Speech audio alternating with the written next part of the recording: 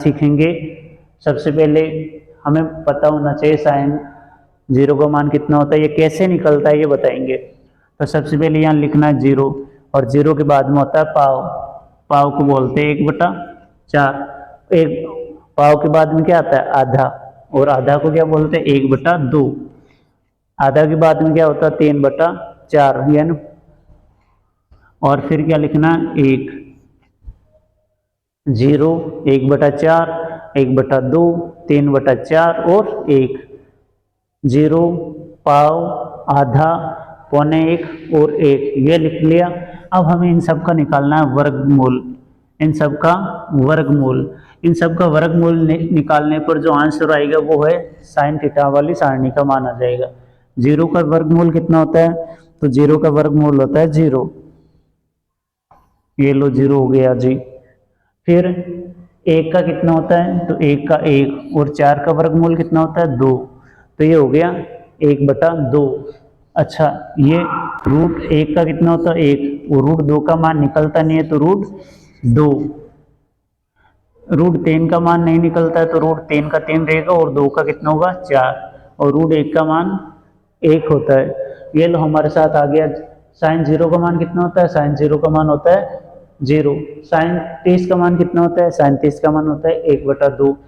Sign 45 का मान कितना होता है 1/√2। साइन 60 का मान कितना होता है √3/2 और साइन 90 का मान कितना होता है 0। दोबारा देख लीजिए कैसे करेंगे। सबसे पहले लिखेंगे 0 1/4 1/2 √3/4 और 1। फिर हम इन सब का निकालेंगे रूट।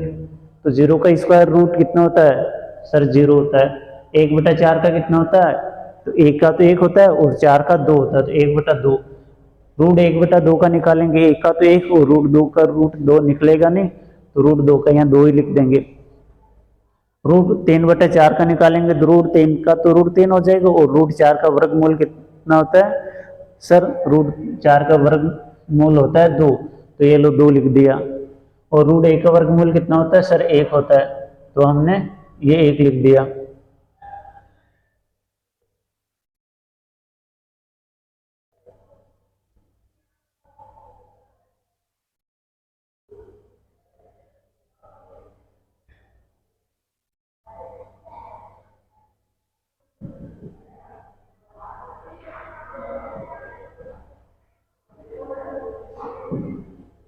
अब हमें कोस का मान निकालना है। अगर हमें साइन का मान निकालना आ गया तो कोस का मान आसानी से निकाल सकते हैं। कोस का मान कैसे निकलेगा, कोस का मान निकालने के लिए हमें साइन का जस्ट उल्टा करना है। ये 1 यहाँ पर आ जाएगा 1, ये √3/2 है, ये √3/2 आ गया। यहाँ 1/√2 है तो 1/√2 और ये आ जाएगा 1/2 और 0। साइन का उल्टा करना है कोस में, साइन का उल्टा। 1 से 1 √3/2 से √3/2 1/√2 से 1/√2 1/2 से 1/2 और 0 से 0। ये तो हो गया हमारे साइन वाली सारणी का मान।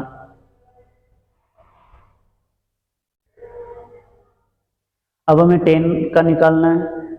तो tan का निकालने के लिए क्या करेंगे, हमें ये पता है कि tan का मान होता है, tan बराबर होता है tan थीटा बराबर होता है साइन बटा कोस,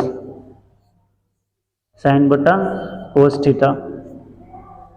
तो साइन में कोस का भाग दे देंगे, 0 में 1 का भाग देंगे तो कितना आएगा 0। 0 में जब हम 1 का भाग देंगे क्या आंसर आ जाएगा हमारे सर 0 ही आएगा, तो हमने लिख दिया 0। फिर यहाँ 2 से 2 कट जाएगा, ऊपर क्या बचेगा, ऊपर 1 बचेगा और नीचे √3 आ जाएगा। फिर यहाँ क्या आ जाएगा, √2 से √2 कट जाएगा और क्या बचेगा 1। यहाँ 2 से 2 कट जाएगा तो ऊपर क्या बचेगा √3 और नीचे 1, और 1 हम नहीं लिखे तो भी चल जाएगा। और 1 में 0 का भाग देंगे तो वो जाता अनंत बार। अब जैसे हमने साइन से कोस निकाला था वैसे ही tan से कोट निकलेगा। तो tan से कोट कैसे निकलेगा, अभी देखो कैसे निकलता है। यहाँ इन्फिनिट होगा तो यहाँ ये लो इन्फिनिट आ जाएगा, इसको बोलते हैं अनंत, इन्फिनिट। यहाँ अनंत लिख दिया। अब यहाँ √3 है तो ये 30 का मान हो जाएगा √3। 1 यहाँ हो जाएगा 1/√3 और फिर हो जाएगा 0। अब हमें निकालना है सेक का मान। अब हमें पता है सेक किसका उल्टा होता है, कोसेक का। सेक उल्टा होता है कोसेक का, सेक उल्टा होता है कोसेक का, सेक उल्टा होता है कोस का, और कोसेक उल्टा होता है साइन का। सेक किसका उल्टा होता है, सेक होता है कोस का। तो हमें लिखना है 1 का उल्टा। 1 का उल्टा क्या होगा सर, 1/1 है, इसका उल्टा होता है 1। तो हमें क्या लिखना है, यहाँ 1 लिखना है। अच्छा, √3/4 का उल्टा क्या होता है, √3/4 का उल्टा क्या होता है, 1 का उल्टा 1 हो गया। √3/2 का उल्टा हो गया 2/√3। फिर 1/√2 का उल्टा क्या हो जाएगा, √2/1। 1/2 का उल्टा क्या हो जाएगा, 2/1। और 0 का उल्टा क्या होता है, 0 का उल्टा होता है अनंत। क्या होता है, अनंत। तो क्या लिखेंगे हम, अनंत लिखेंगे। अब कोसेक का निकालना है, तो जैसे हमने साइन से क्या निकाला था, कोस, टेन से क्या निकाला था, कोट, वैसे सेक से क्या निकालना है, कोस। क्या लिखना है, इधर अनंत है तो यहाँ पे क्या आ जाएगा, अनंत। यहाँ 2/1 है तो यहाँ आ जाएगा 2/1। नीचे 1 नहीं लिखेंगे तो भी चल जाएगा। √2 तो √2, इसका √2, 2/√3 तो 2/√3 आ जाएगा।